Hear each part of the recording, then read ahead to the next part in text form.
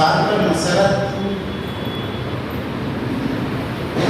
مسرت موقع پر اپنی غیر حاضری کے لیے میں بےحد معذرت خواہ ہوں۔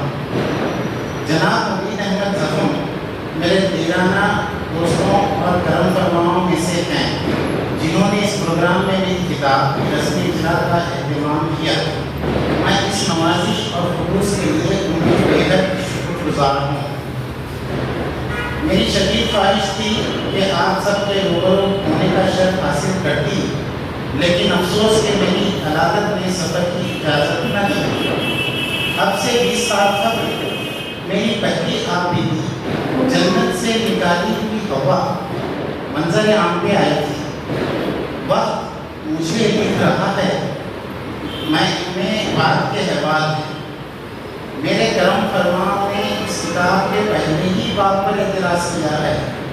میں ان کی احسان مند ہوں کہ اپنی قیمتی اوقات میرے کتاب کے مطالعے میں صرف کیے۔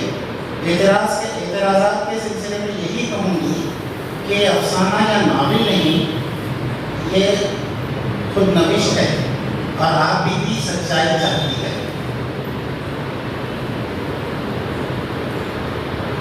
زندگی سے وابستہ کسی واقعے کو نظر انداز کرنا یا مخفی رکھنا دیانت داری نہیں، مجھ پہ جو گزری ہے منوہن بیان کر دیا ہے۔ ایسا نہ کرنے کی صورت میں میری فنکارانہ صلاحیت مجروح ہو جاتی۔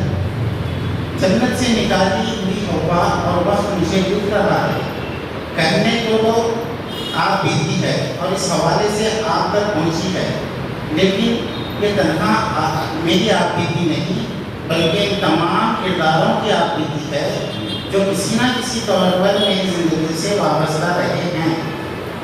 میری آپ بیتی میں بہت سے افراد کو اپنے کردار کی جھلک مل سکتی ہے، اور اگر کسی قاری کا ذہن پوری دیانت داری سے اس کتاب کے کسی کردار میں اپنی خود احتسابی پر آمدہ ہو سکے، کیا انصاف کی ہلکی سی لہر کسی کے وجود کو لرزا سکے، تو میں خود کو کامیاب سمجھوں گی۔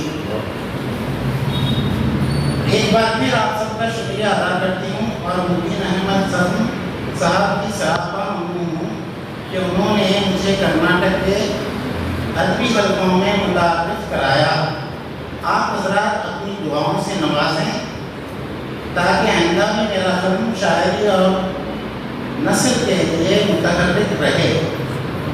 صاحب سیال کوٹی کے شعر کے ساتھ آپ حضرات سے اجازت چاہوں گی۔ شعر ملاحظہ فرمائیں۔ نہ پنہا راز غم اب ہے، نہ تھا اے مہرباں پہلے۔ نہ پنہا راز غم اب ہے، نہ تھا اے مہرباں پہلے، کسی پر اب عیاں ہوگا